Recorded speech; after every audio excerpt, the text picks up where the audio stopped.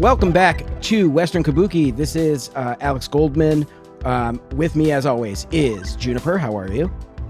Great. I'm doing wonderful. How are you doing? I'm amazing. It was like a perfect day out today, which is like we're going to get about 4 of those before it gets unbelievably swampy in New Jersey. So I'm pretty excited about that. We got to relish in the like 2 days of spring you get a year. And also with us this week is Caleb. Hey, Caleb, how you doing? I just got our Western Kabuki account locked on accident. Like just now. Like on Twitter, do you mean? Yeah, I was messaging Grums like we talked about to see if he'd come on, and it was like, this is unusual, suspicious activity to message Grums for some reason. And like I just had taken some cold medicine that I thought was non-drowsy and found out that it wasn't. So I don't know if I can solve 9 of Elon's concussion puzzles right now while we're recording. So our account's just going to be locked until this episode is over. Yeah, I feel Love like that. Caleb's going to be playing the backfield this episode. We're going to be He's going to be doing the 9 puzzles for the next hour. Drooling. And our guest this week came on the last time in a very different capacity. Former NBC, what did you do? Misinformation reporting? Yeah, that was it. Former misinformation reporter for NBC, Ben Collins, who is now, as strange as it sounds, the CEO of The Onion.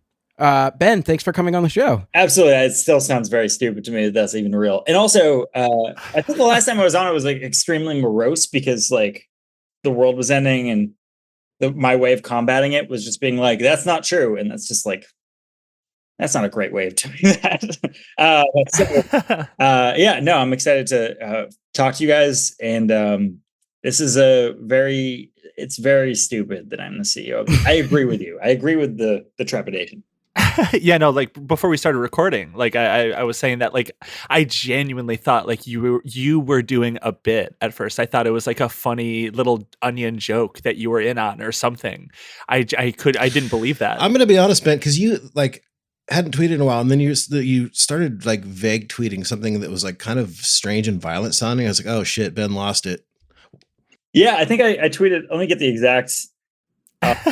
It was passersby were amazed by the unusually large amounts of blood, which is Ipsum in The Onion. When The Onion didn't have enough, when they had to fill space in the physical paper that they used to send out of Madison, Wisconsin, they would just print that sentence over and over again.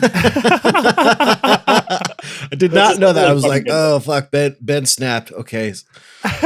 Yeah, and then you were like posting stuff that sounded like Alex Jones tier type stuff where it was like, news is coming. Yeah, I said like news is happening soon. Yeah, I said stand back and stand by for news. Yeah. Quoting our most successful president of all time. So I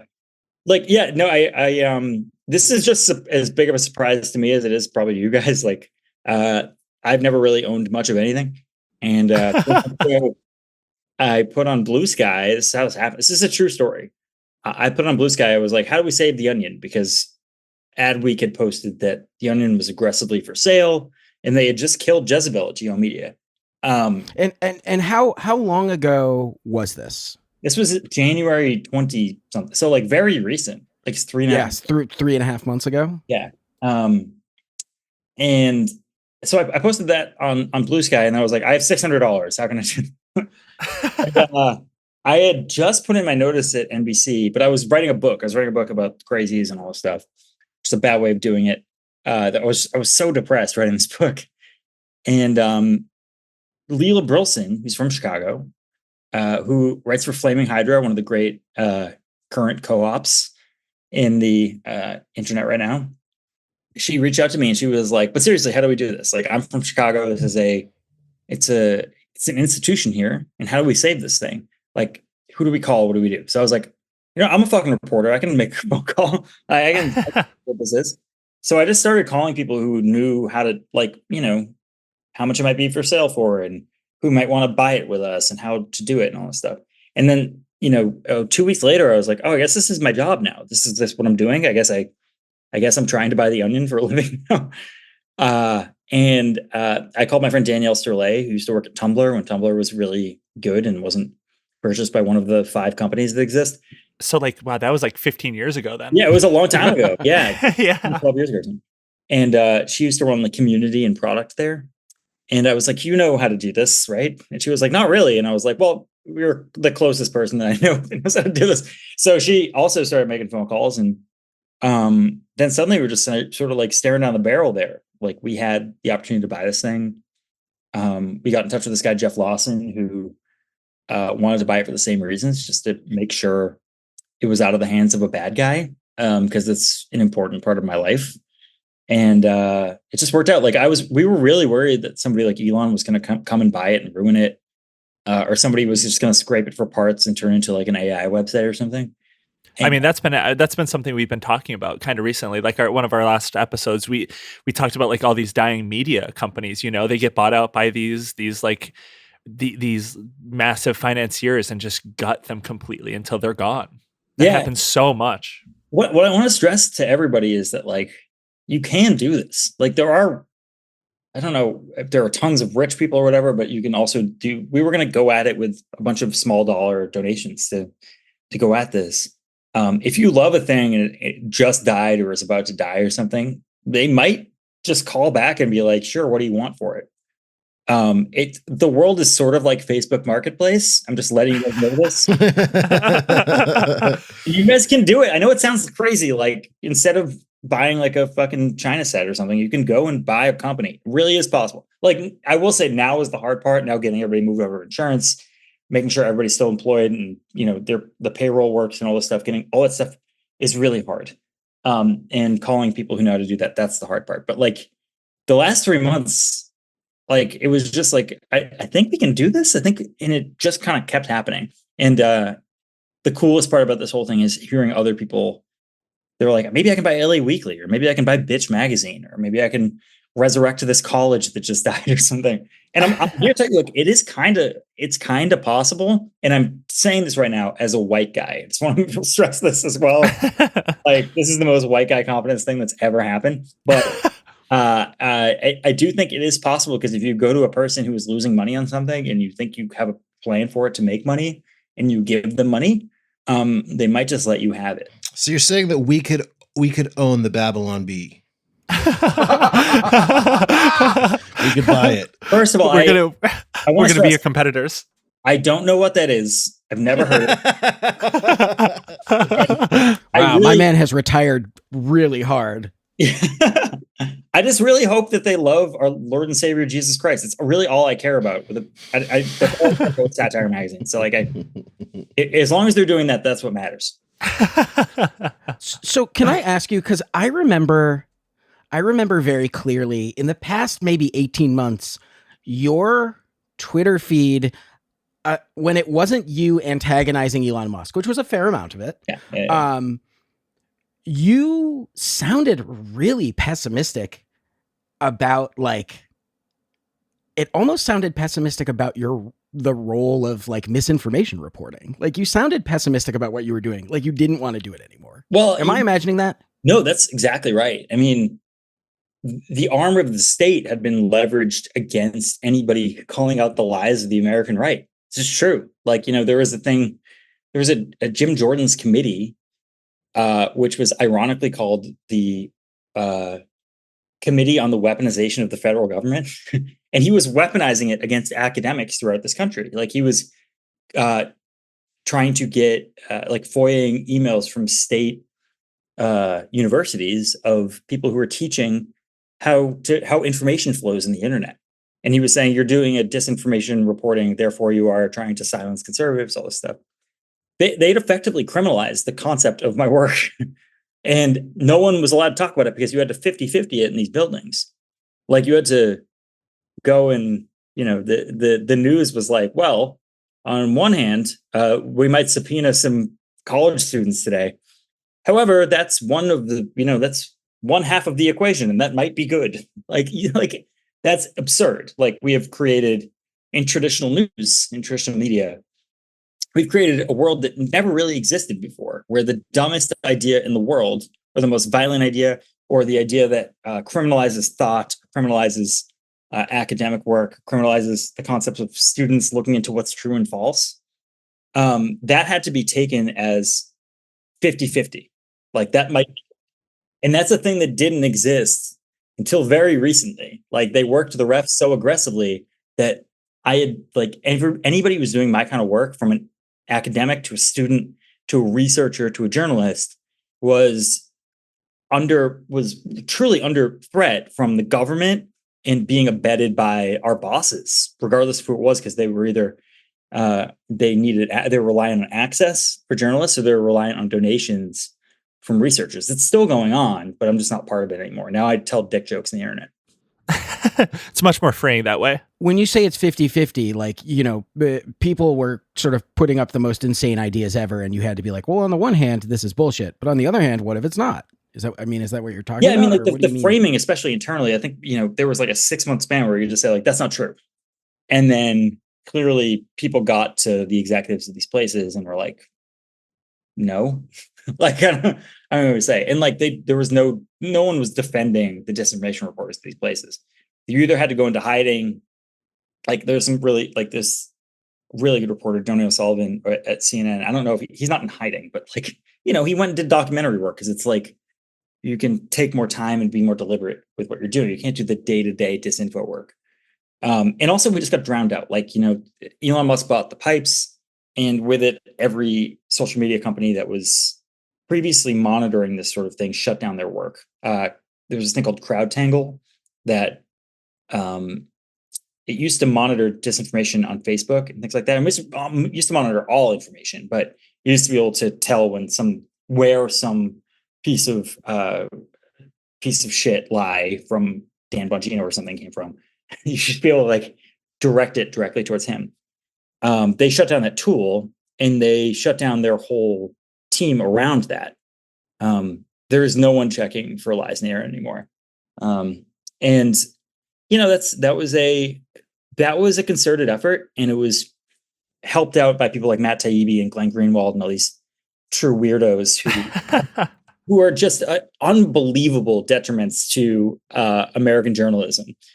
So I want to make it clear that their insane campaign to go after people who are just trying to do the work, do basic work, telling truth from fiction, was caught up in a Jim Jordan campaign and Donald Trump campaign.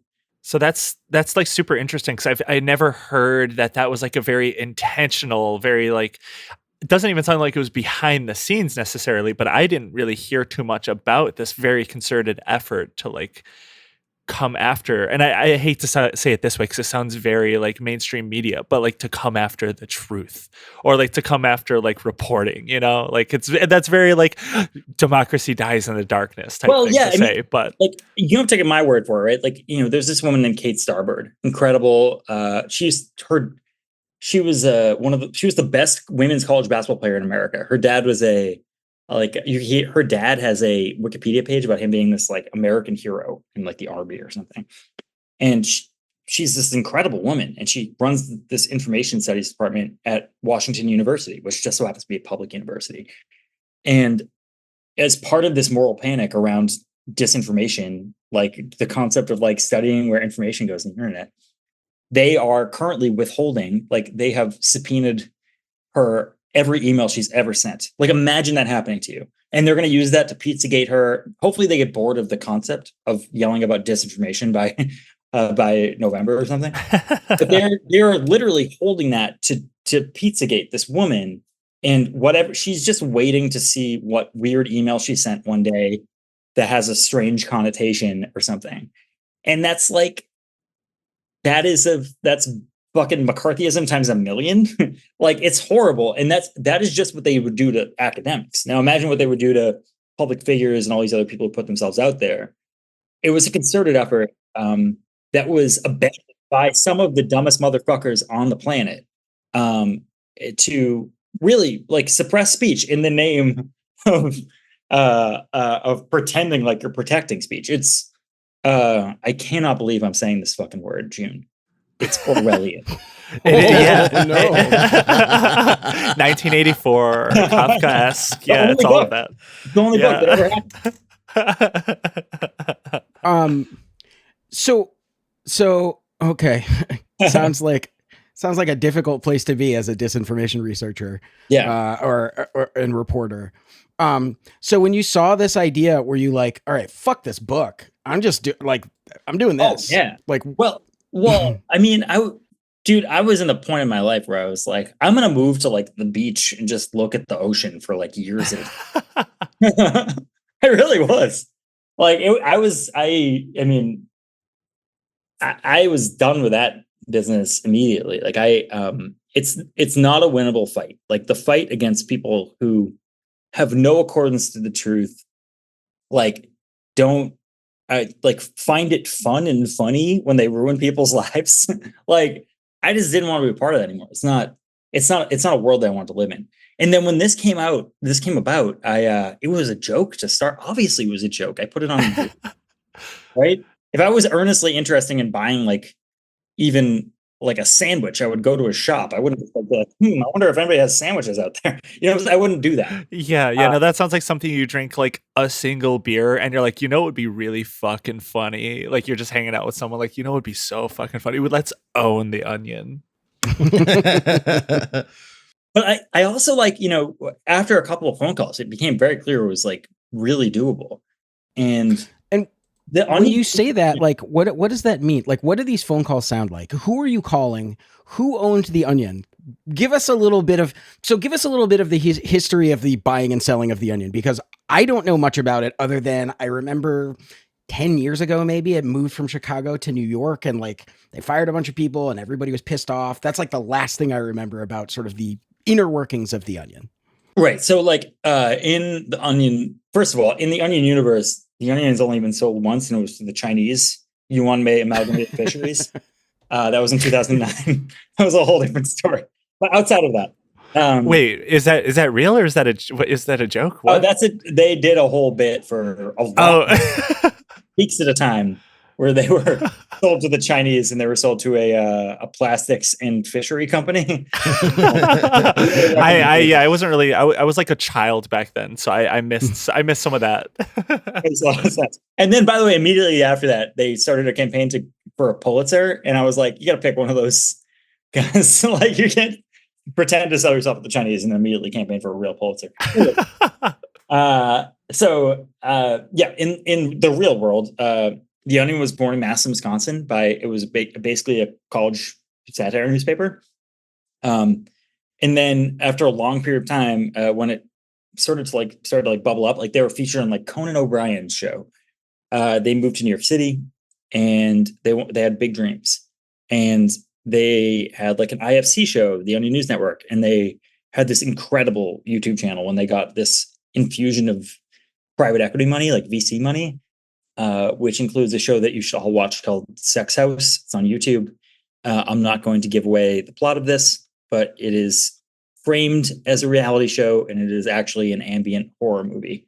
I really recommend it. I have seen Sex House, and it's like one of the more unsettling things I've ever watched. It's truly an incredible work of cinema, but it was put on YouTube in like 2009 or something. So people had no idea what was going on. Like, this was not a time you would put something like this on YouTube. It's a little bit ahead of the game.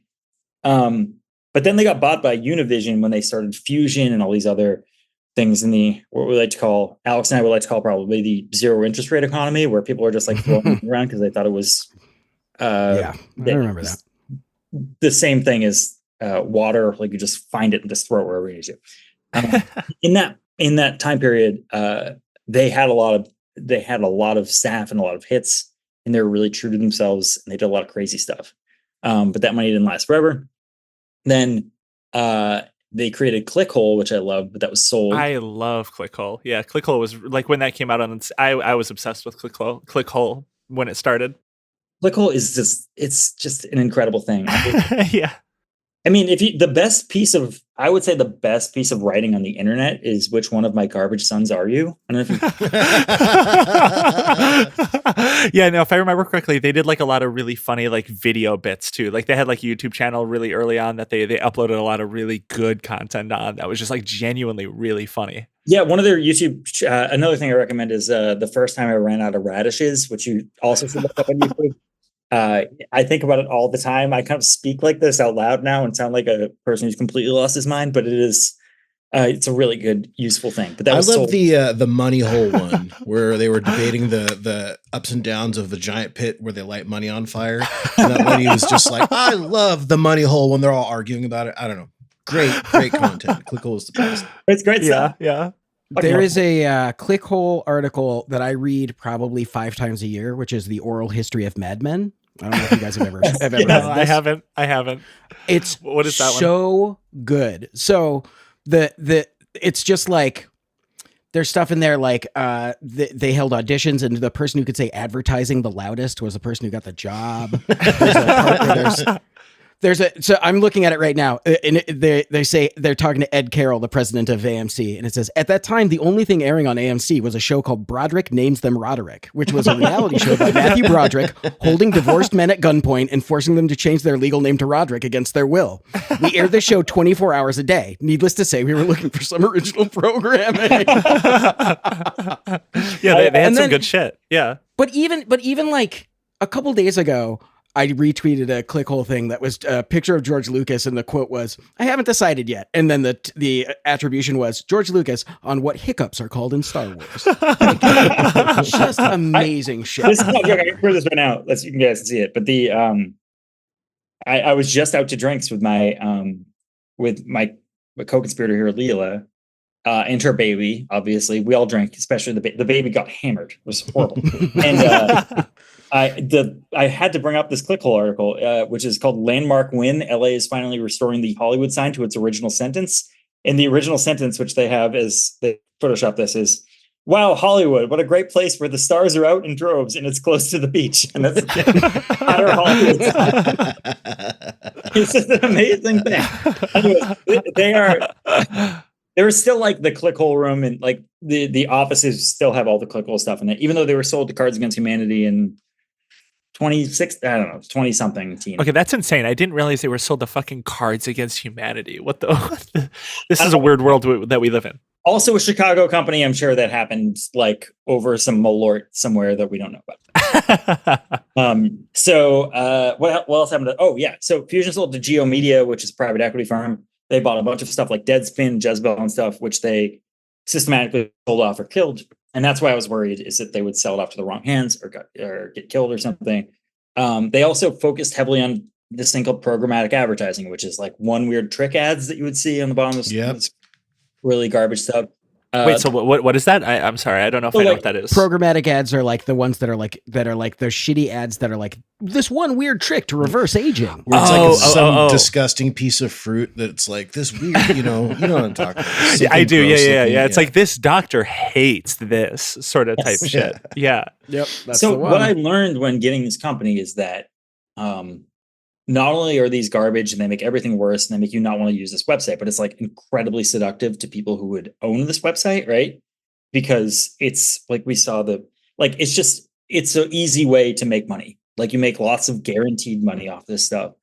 And what you realize is that a lot of the internet economy is basically a zero-sum game to make it so you can still make money by just sort of running, it's like a casino, just running these ads at the bottom of the bare minimum amount of content. So the staff had been told to make lots of slideshows because every time you get a new click, you get a new series of ads. And when those ads are served, you make money. Right. So every time you do a slideshow, it refreshes the page, which then refreshes the ads, which gets you another 0.8 cents or whatever. Right. Exactly. So like if you can run a website like this, and a lot of people do, and also like you can do it from the beach. Like it is possible to do that. Right. And it does take work. I'm not saying it's the easiest thing in the world, but it also like makes it hard for the staff to care because they're making slideshows all day instead of like the onion in my head is associated with like headlines and copy and like really deep, dark stuff. And that's just like making jokes based on a slideshow, which is a different job. So we bought it. I don't remember the original question here, but we bought it. We took off the slideshows. And we're going to get them back into doing what they do well and trying to make money in different ways. Yeah, no, I'm like genuinely, my first reaction, other than at first thinking that this was a bit that you bought this, was like, oh, thank fucking God, someone I trust bought this goddamn company, because I would have assumed that the Onion would have been totally dismantled within a year if like someone like you mentioned, like Elon Musk or like any of these firms or whoever would like normally would buy like these websites like Deadspin. I just assumed that the Onion was going to be yet another gravestone in like internet history at this point. Yeah, I'm here to tell you, by the way, we're not the first people to do this. Like Paste bought Jezebel and they bought a bunch of other stuff recently. You can save these things. Like it's totally possible to save these things. And it's a good time to do it. A lot of people have gone down this path of like this zero-sum game with these dumbass ads. And you can't they realize now it's probably not going to last forever, in part because people are getting off the internet because it's so bad. This stuff the internet's so unusable. And it's also made it so like you'll somebody put this on Blue Sky actually recently, but you'll see New York Times promos for their own stories that kind of read like those programmatic ads, because that's like the language of the internet now is trying to trick you into looking at something. It just doesn't have to be that way. Like there are other, like I've had to learn all this stuff, but there are other ways to make money. Like you can call sponsors who believe in what you do and have them do stuff, or you can sell you can sell the Onion News Network to a network, or like you can have people just give you money for goods and services, which is crazy thought. But so what you're telling me is that me and my most insane homies can band together and buy Twitter from Elon Musk. I mean, yeah, you don't have to have a really rich, insane homie in this situation, but yeah, that's go for it. Okay, we're gonna save Twitter, guys. Western Kabuki Media is gonna own Twitter in less than a year. Get ready. Hey, patreon.com/Western Kabuki if you want us to buy Twitter. So what is the conversation like? Are the people, so who were the owners at the time? Was it Geo Media that you bought it from? Yeah, we bought it from Geo Media. And was the conversation, were they like, ooh, someone's interested in this, we should really hike the price up? Were they like, get this off of our hands? Or was it somewhere in between? It was a combination of things. Like it's clear they were looking to sell it. But there were people circling around, and like people who we like want to, like I'm having a meeting with one of the people who wanted to buy it tomorrow. One of the people, like there's a lot of like ex Onion alums who are kind of thinking in the same mold, right? They were like, we can go do this thing. And by the time we were at the end of this process, I was like, I am confident, even if we don't get this thing, that somebody decent will get it, right? We were in a good spot that way.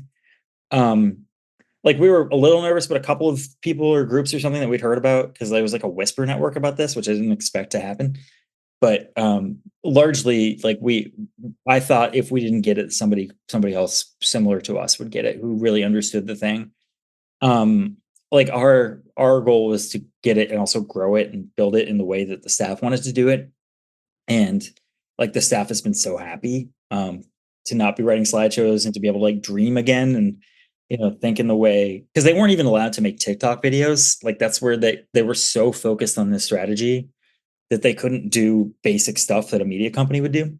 Seriously, because I feel like when like Clickhole started, that was like an out of nowhere, like really new idea that like really blew up. So it's wild that they were not allowed to like experiment and try like new formats or whatever. Right. We want them to like try new formats and do weird stuff and get really weird with it.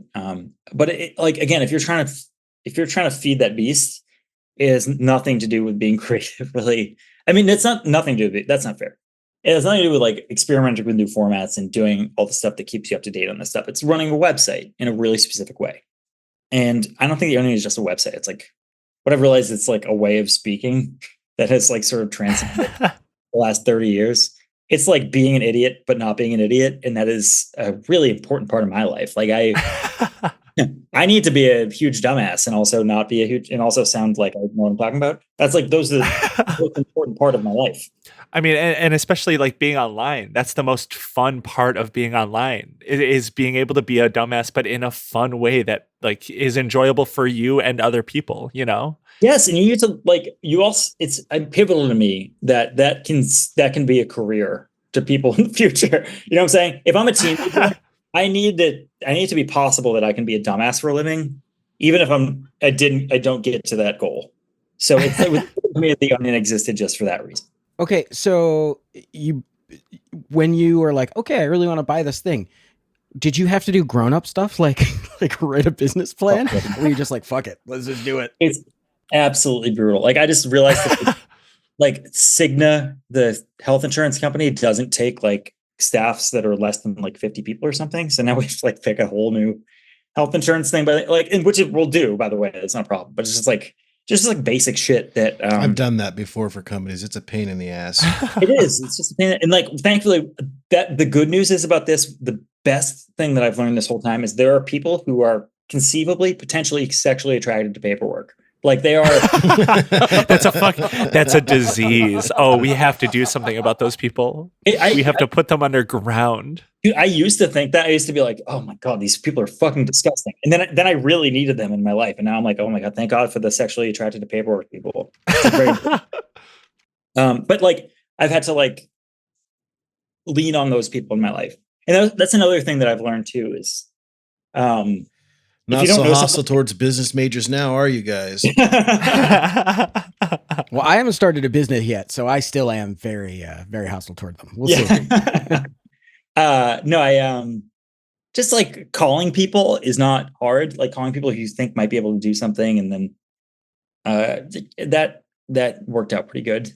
Because like I'm not, if you ask me to like do all of the payroll stuff and all these things like by myself or with the two other people I'm working with, all three of us would be like, we can't do this. But like thankfully we all know a guy who knew a guy who's like perfect for it.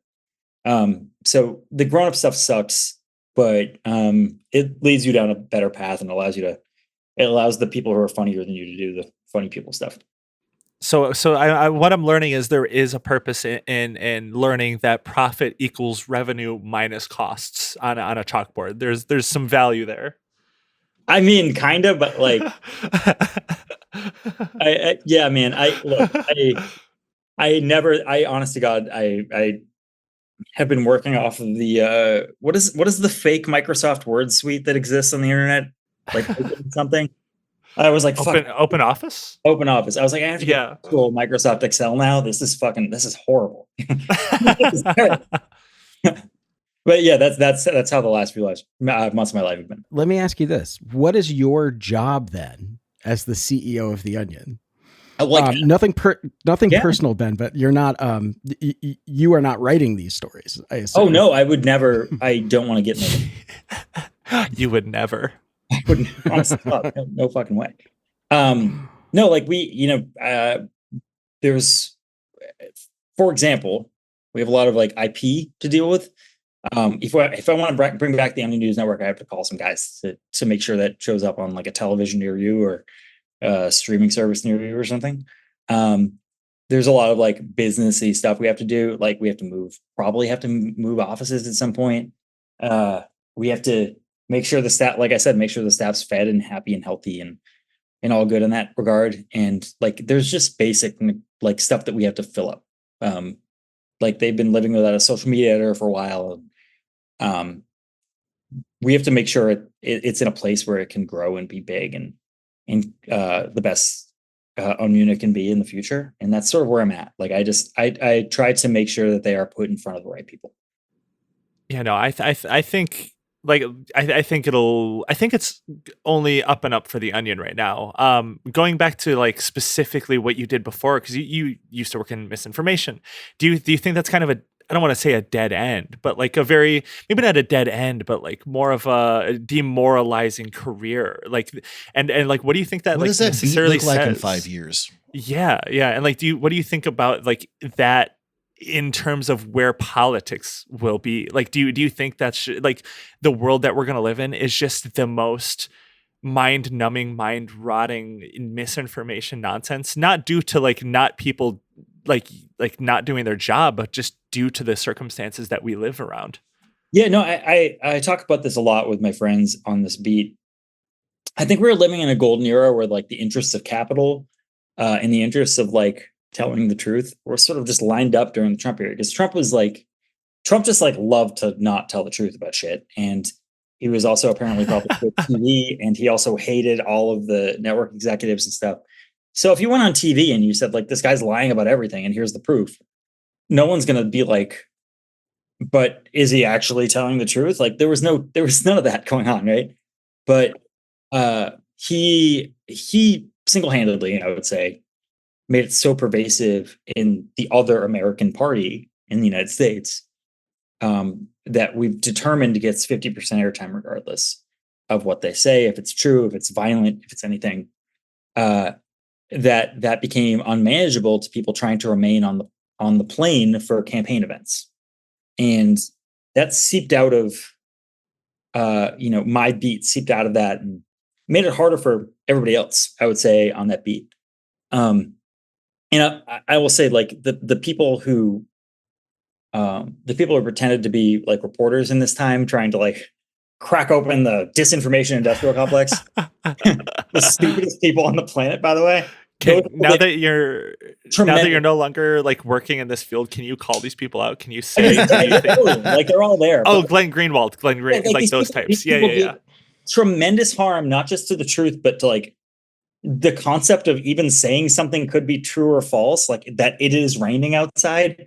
Like fundamentally, like to serve their own interests and to serve their own Substacks, they did this thing. Oh, absolutely. Matt Taibbi, Glenn Greenwald, Barry Weiss, all and those like a lot of them are embarrassed about how deeply down this path they went, but like some of them are not.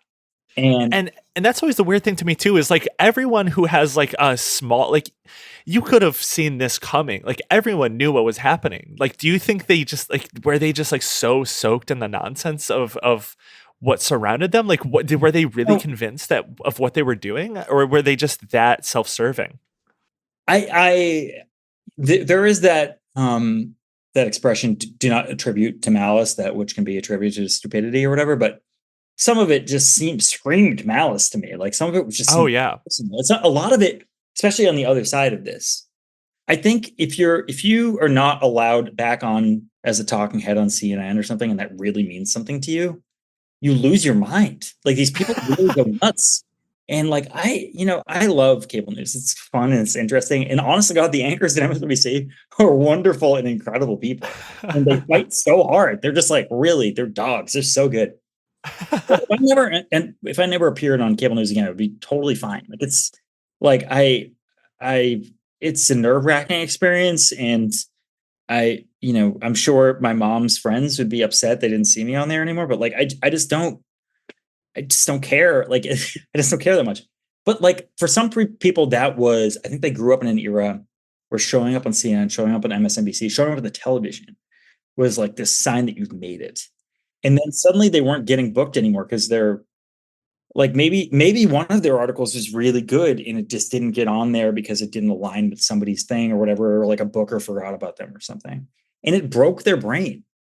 And like some of them show up on like Fox now and complain about it, but I think that's a lot of it for a lot of these guys. And it's so sad. Like it's just, I grew up reading a lot of them, and it's so sad to see them go down this path because it's so deleterious to what the goal of the profession is to say that this thing is happening. And they're so encumbered by people with these egos who fluff them and subscribe to their Substack, and they see the grift and they're allowed to do it. And I feel bad for the reporters who have to deal with them on a day-to-day basis, because it's like they are just subject to their weird psychological problem. Yeah, no, watching people specifically watching people who were like relatively normal, maybe didn't even necessarily 100% agree with you, but were like normal. Yeah. Just like lose their minds online. Like watching it from start to wherever it's going is one of the most it's weirdest experiences. Like I'm sure me saying the name Brianna Wu won't be like a name that people would be shocked at. Like that's someone who is like maybe not normal. She's always been in weird eras, but like that's like watching her become this like right-wing figure where she's like retweeting Blair White and like saying all this stuff. It's like it's just wild watching people lose their minds slowly, but like in this like very specific way where everything's always about them, you know? Yeah, and I think it's, part of it is an addiction to like whatever's happening with uh the attention economy and all that stuff too.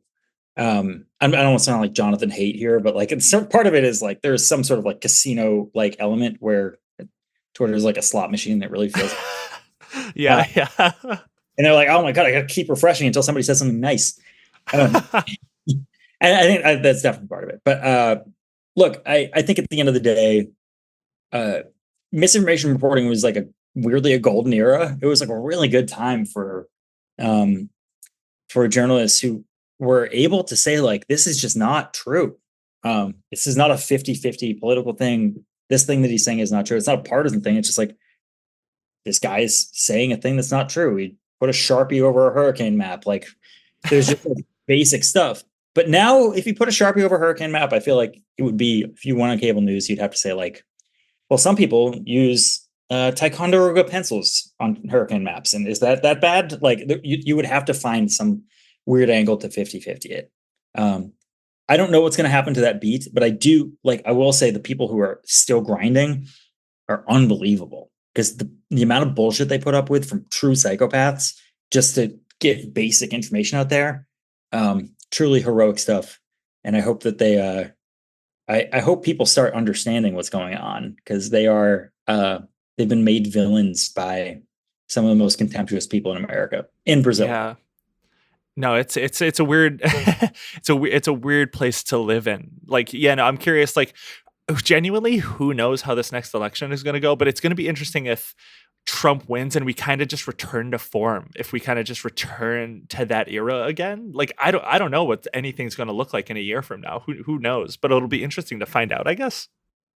Yeah, we're in kind of uncharted territories here, because it would be so vile if everyone just returned back to like, no, I really hate this guy and this one guy is the problem. Like, that would be really weird. And like, I like almost think that might be what happens given what's happening with like Palestinian protests right now, you know, like just seeing like liberals, like bare bone liberal responses. It feels like that just might happen. I don't know, like that I could be wrong. I'm probably wrong. Every political prediction I've ever made is wrong. So who knows? It does feel like there is some sort of tidal shift happening generationally right now that doesn't usually happen. Oh yeah, that's true. It's in part because of the democratization of media and the fact that I would say most mainstream places are really messing this moment up, and they're getting straight up just they're getting beaten down by college journalists. Right. I mean, we're recording this the day after Columbia, the Columbia encampment was raided, and I believe that you were just about to shout out the radio station there. Yeah, WKCR, the Columbia radio station kids. They did the work. They were in the building with them. They were talking to the actual students throughout the whole week. They weren't reporting on they weren't reporting on rumors and insanity like it was the truth. They were actually finding things out, which is when I was in journalism school, that was the point of what you were supposed to do, is go and talk to people and figure out what the answer was, and not just be like, well, the cops told me this and it could be possible. That is not, no one ever told me that was an option. Like, no, for people who didn't listen to the WKCR, or is that what it was? WKCR? Was that it? Yeah. No, I was listening until that last night, and I was just floored at the skill that all of these, like the main, I forget all their names, but the level of skill and like control they had over the reporting and just on the ground information. I was floored. It was some of the best reporting I've ever heard. And these people were like 20 years old. Yeah. And I think it's in part because like when you're studying journalism, you're around academics who are really good, and they view it academically. They view it in the lens of history. And the further away you get from journalism school, the more bureaucratic bullshit and the more people you have to please.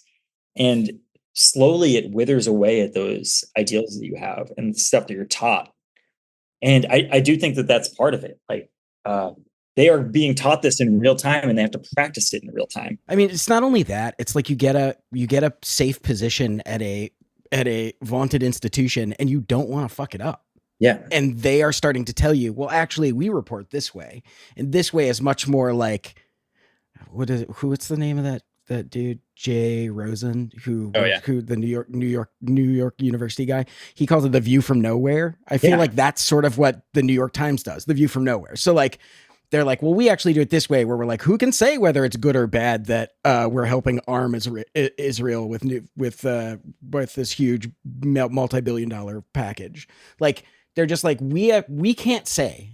All we can do is report the facts of it. We can't give any opinion on it.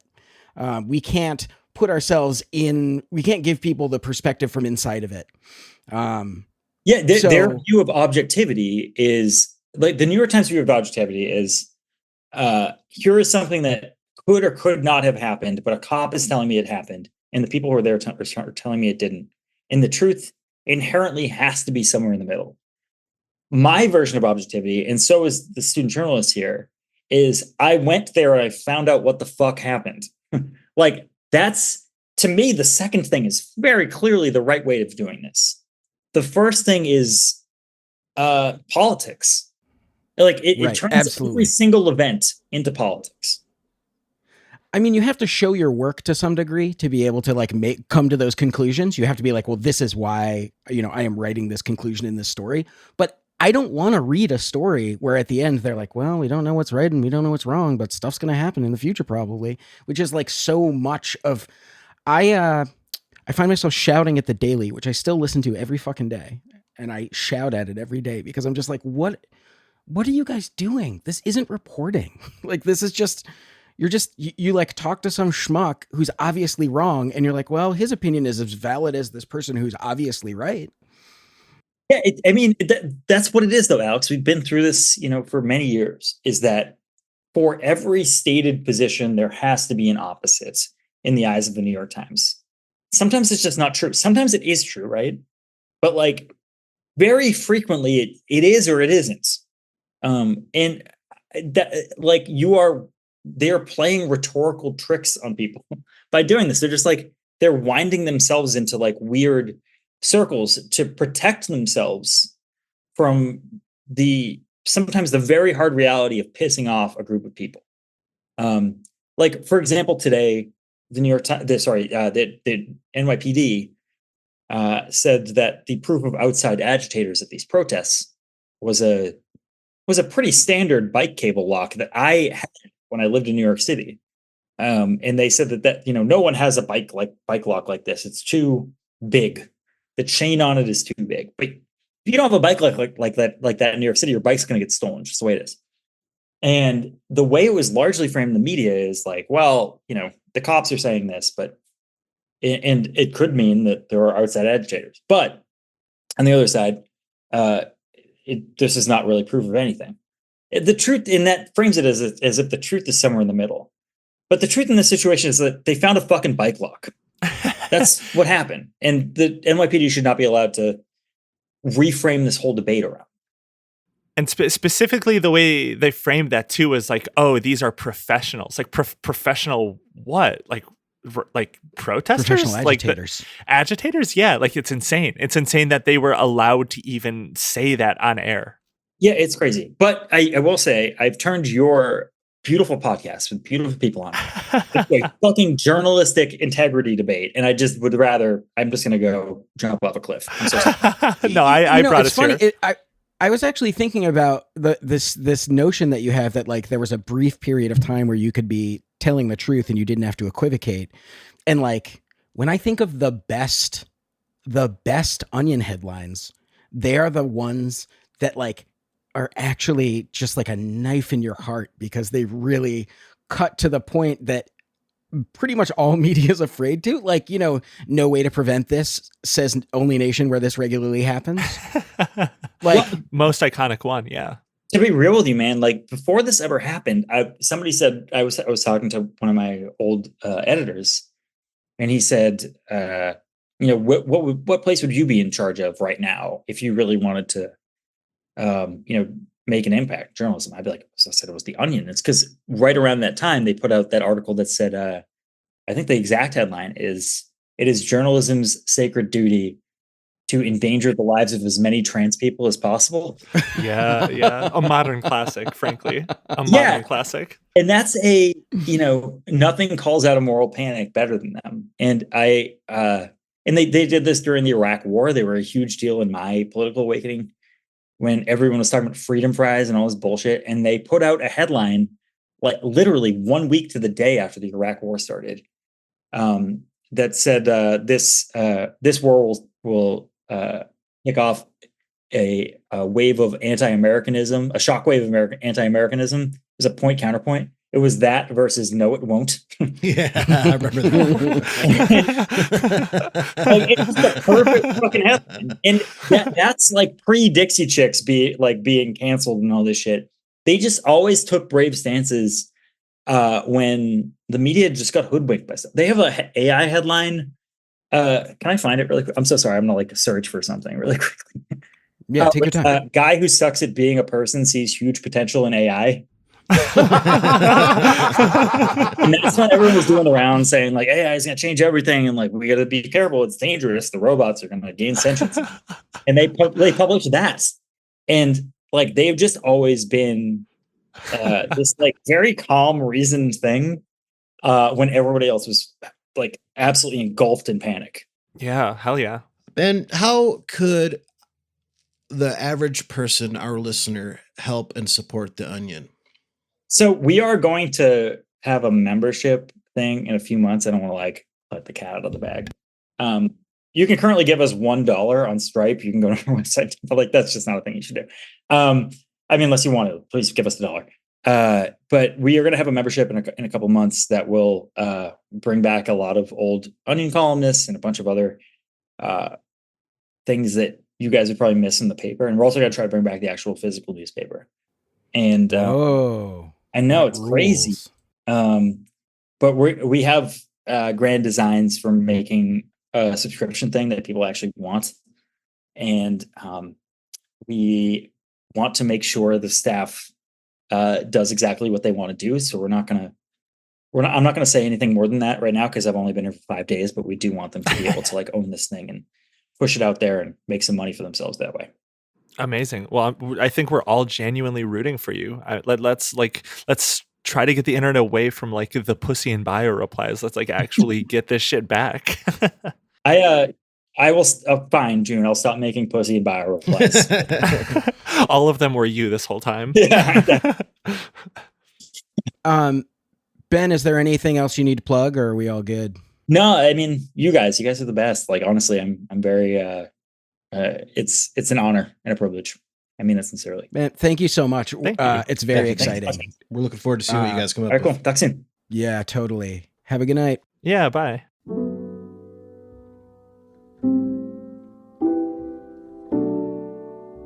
Passers-by were amazed by the unusually large amounts of blood. Passers-by were amazed by the unusually large amounts of blood. Passers-by were amazed by the unusually large amounts of blood. Passers-by were amazed by the unusually large amounts of blood.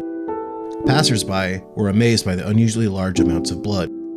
Passers-by were amazed by the unusually large amounts of blood. Passers-by were amazed by the unusually large amounts of blood.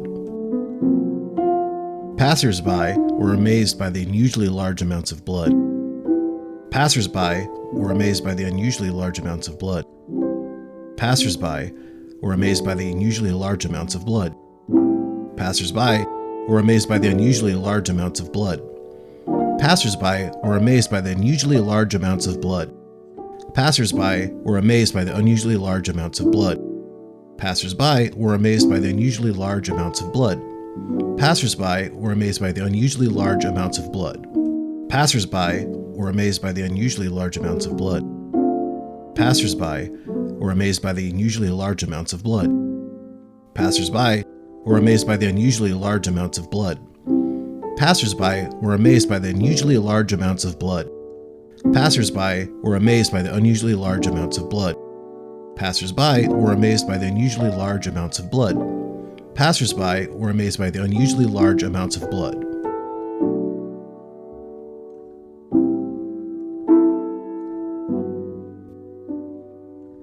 Passers-by were amazed by the unusually large amounts of blood.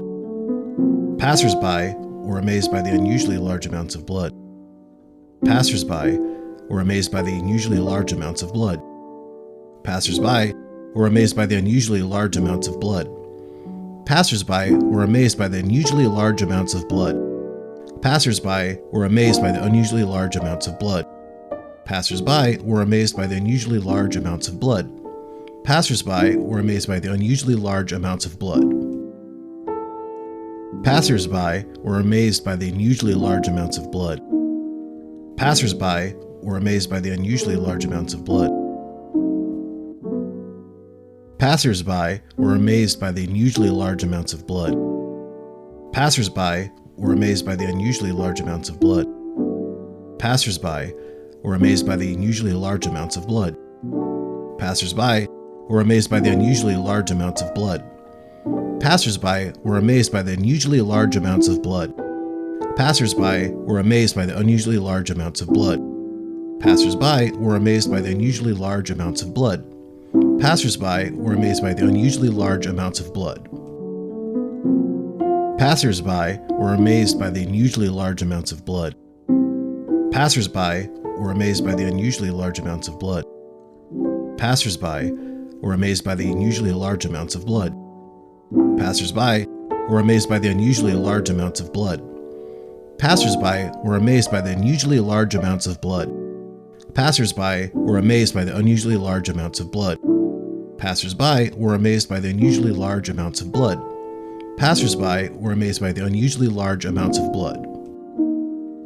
Passers-by were amazed by the unusually large amounts of blood. Passers-by were amazed by the unusually large amounts of blood. Passers-by were amazed by the unusually large amounts of blood. Passers-by were amazed by the unusually large amounts of blood. Passers-by were amazed by the unusually large amounts of blood. Passers-by were amazed by the unusually large amounts of blood. Passers-by were amazed by the unusually large amounts of blood. Passers-by were amazed by the unusually large amounts of blood. Passers-by were amazed by the unusually large amounts of blood. Passers-by were amazed by the unusually large amounts of blood. Passers-by were amazed by the unusually large amounts of blood. Passers-by were amazed by the unusually large amounts of blood. Passers-by were amazed by the unusually large amounts of blood. Passers-by were amazed by the unusually large amounts of blood. Passers-by were amazed by the unusually large amounts of blood. Passers-by were amazed by the unusually large amounts of blood. Passers-by were amazed by the unusually large amounts of blood. Passers-by were amazed by the unusually large amounts of blood. Passers-by were amazed by the unusually large amounts of blood. Passers-by were amazed by the unusually large amounts of blood. Passers-by were amazed by the unusually large amounts of blood. Passers-by were amazed by the unusually large amounts of blood. Passers-by were amazed by the unusually large amounts of blood. Passers-by were amazed by the unusually large amounts of blood.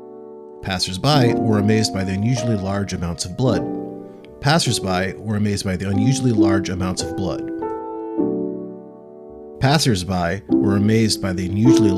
of blood. Passers-by were amazed by the unusually large amounts of blood. Passers-by were amazed by the unusually large amounts of blood.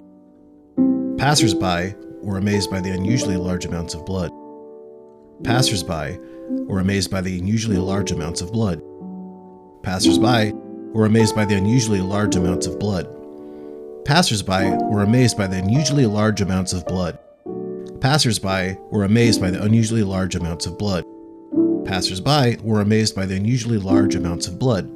Passers-by were amazed by the unusually large amounts of blood. Passers-by were amazed by the unusually large amounts of blood. Passers-by were amazed by the unusually large amounts of blood. Passers-by were amazed by the unusually large amounts of blood. Passers-by were amazed by the unusually large amounts of blood. Passers-by were amazed by the unusually large amounts of blood. Passers-by were amazed by the unusually large amounts of blood. Passers-by were amazed by the unusually large amounts of blood. Passers-by were amazed by the unusually large amounts of blood. Passers-by were amazed by the unusually large amounts of blood. Passers-by were amazed by the unusually large amounts of blood. Passers-by were amazed by the unusually large amounts of blood. Passers-by were amazed by the unusually large amounts of blood. Passers-by were amazed by the unusually large amounts of blood. Passers-by were amazed by the unusually large amounts of blood. Passers-by were amazed by the unusually large amounts of blood. Passers-by were amazed by the unusually large amounts of blood. Passers-by were amazed by the unusually large amounts of blood. Passers-by were amazed by the unusually large amounts of blood. Passers-by were amazed by the unusually large amounts of blood. Passers-by were amazed by the unusually large amounts of blood. Passers-by were amazed by the unusually large amounts of blood. Passers-by were amazed by the unusually large amounts of blood. Passers-by were amazed by the unusually large amounts of blood. Passers-by were amazed by the unusually large amounts of blood. Passers-by were amazed by the unusually large amounts of blood. Passers-by were amazed by the unusually large amounts of blood. Passers-by were amazed by the unusually large amounts of blood. Passers-by were amazed by the unusually large amounts of blood. Passers-by were amazed by the unusually large amounts of blood. Passers-by were amazed by the unusually large amounts of blood. Passers-by were amazed by the unusually large amounts of blood. Passers-by were amazed by the unusually large amounts of blood. Passers-by were amazed by the unusually large amounts of blood. Passers-by were amazed by the unusually large amounts of blood. Passers-by were amazed by the unusually large amounts of blood. Passers-by were amazed by the unusually large amounts of blood. Passers-by were amazed by the unusually large amounts of blood. Passers-by were amazed by the unusually large amounts of blood. Passers-by were amazed by the unusually large amounts of blood. Passers-by were amazed by the unusually large amounts of blood. Passers-by were amazed by the unusually large amounts of blood. Passers-by were amazed by the unusually large amounts of blood. Passers-by were amazed by the unusually large amounts of blood. Passers-by were amazed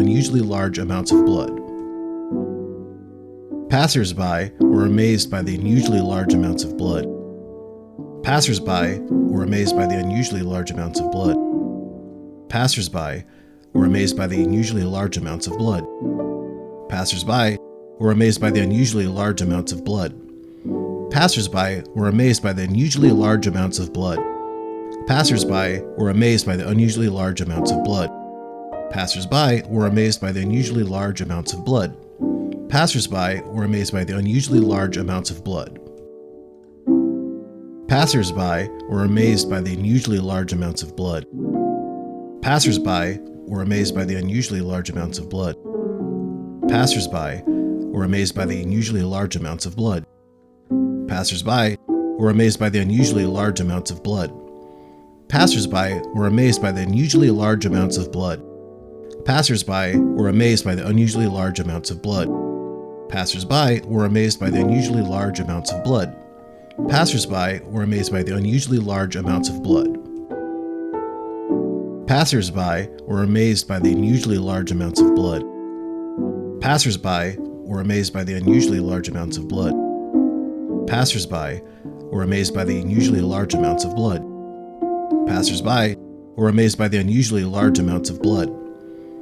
Passers-by were amazed by the unusually large amounts of blood.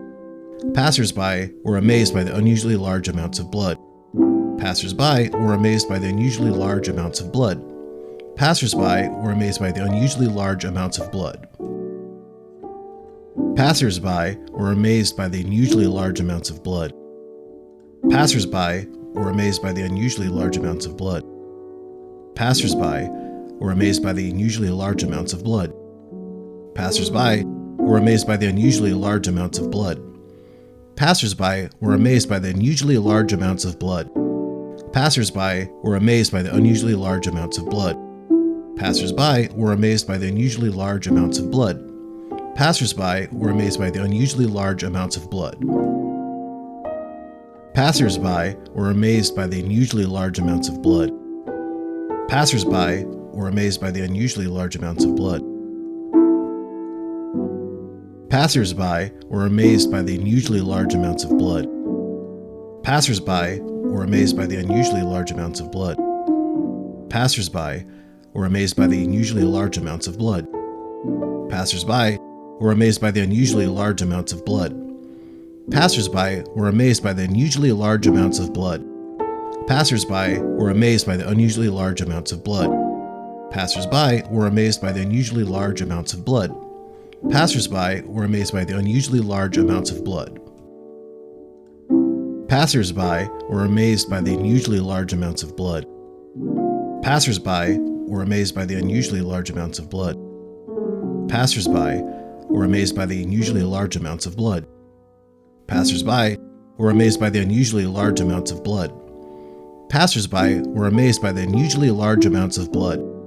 Passers-by were amazed by the unusually large amounts of blood.